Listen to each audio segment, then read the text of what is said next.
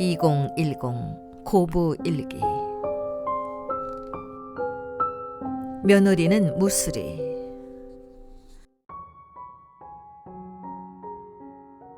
내 딸아이가 된장 할머니라고 별명을 지었을 만큼 우리 시어머님은 친정 어머니와는 사뭇 다른 삶을 살고 계신 분이시다. 몇 년 전 고관절 수술을 받은 이후 한 달에 2번씩 우리 가족과의 데이트 때는 점심으로는 뷔페를 즐기시고 후식으로는 별다방, 콩다방 등의 테이크아웃 핫초코를 빨대로 마시며 뉴욕 치즈케이크 상자를 자랑스레 들고 우리 남편이 밀어주는 휠체어에 타탄체크 담요를 덮으신 채 여왕처럼 귀가하시는 순토정 우리 친정 어머니와는 감히 비견할 수 없는 고품격 한국의 시어머니이시다.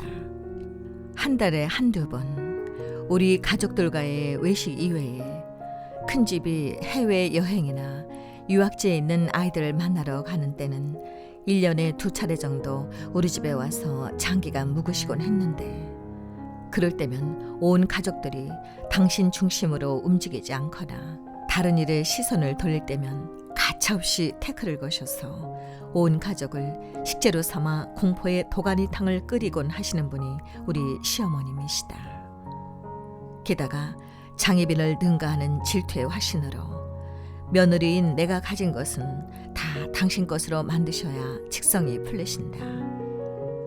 이런 지경이니 어머니가 안 계실 때는 왕비여 공주인 나와 딸아이는 어머니만 오시면 순식간에 무수리로 전락해버리고 스스로를 대왕 데비마마에 등극시킨 어머니의 서슬퍼런 권세에 눌려 길을 펴지 못하고 사는 나날들이 지속되는 것이다.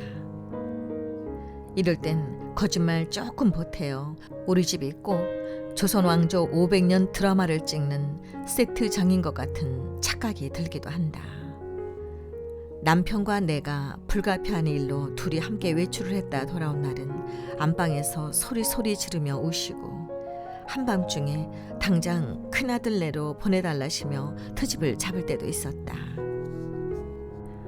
내가 앉는 소파의 아들 옆자리, 내가 자주 들여다보는 손거울, 실내화를 비롯한 나의 소지품들, 어머니가 탐내시는 나의 것들과 트집거리는 그 외에도 부지기수이다. 딱딱하고 질긴 것, 맵고 신 것, 차고 뜨거운 것, 돼지고기, 닭고기, 생선 등을 드시지 않는 어머님의 식성을 맞추기란 내가 싫어하는 어려운 수학 문제를 푸는 것보다 훨씬 힘들다. 게다가 같은 메뉴를 2번 이상 드시지 않을 정도로 사람 잡기 딱 알맞는 까다로운 식성은 그 누구도 맞출 수가 없다. 한 번은 휴일 저녁 식사 시간에 이런 일도 있었다. 그즈음 나는 치통을 앓고 있어서 거의 매 끼니 부드러운 일본식 매실 절임인 우메보시를 반찬으로 먹고 있었다. 식사가 시작되고 걸려온 전화를 받으려고 자리를 잠시 비웠는데 갑자기 식탁의 가족들 쪽에서 느닷없이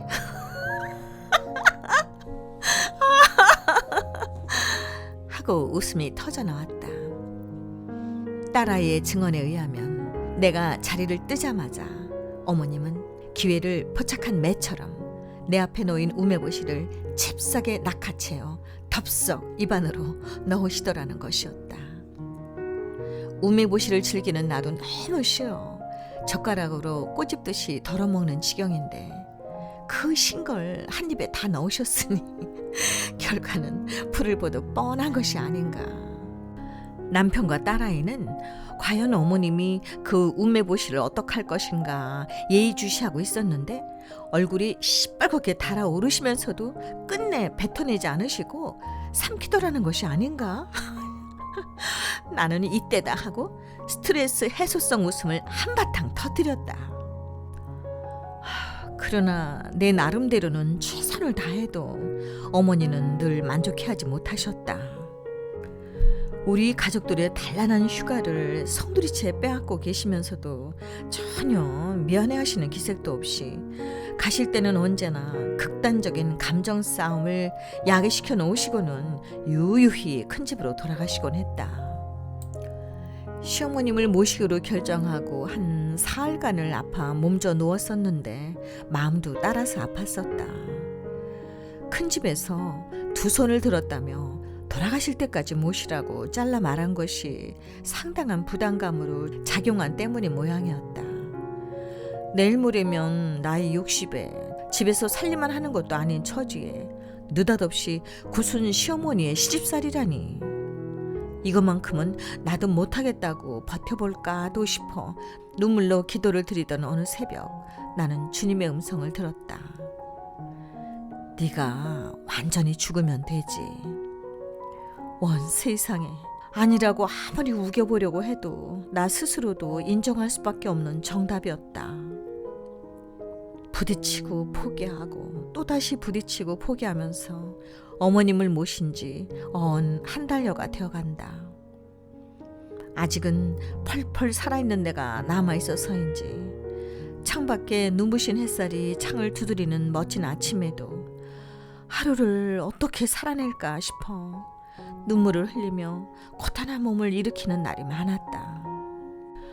오늘 아침에도 그렁이는 눈물을 용감하게 쓱 훔쳐내고는 침실문을 활짝 열고 새벽부터 거실에 나와 거목처럼 버티고 앉아 계시는 어머님께 안녕히 주무셨어요? 짐짓 명랑한 척 소프라노 음성으로 인사를 드리고는 아침 식탁을 준비하러 분주히 주방으로 향했다. 이 예수는 너희 건축자들의 버린 돌로서 진모퉁이의 머릿돌이 되었느니라. 다른 이로서는 구원을 받을 수 없나니 천하 사람 중에 구원을 받을 만한 다른 이름을 우리에게 주신 일이 없음이라 하였더라. 사도행전 4장 11절에서 12절.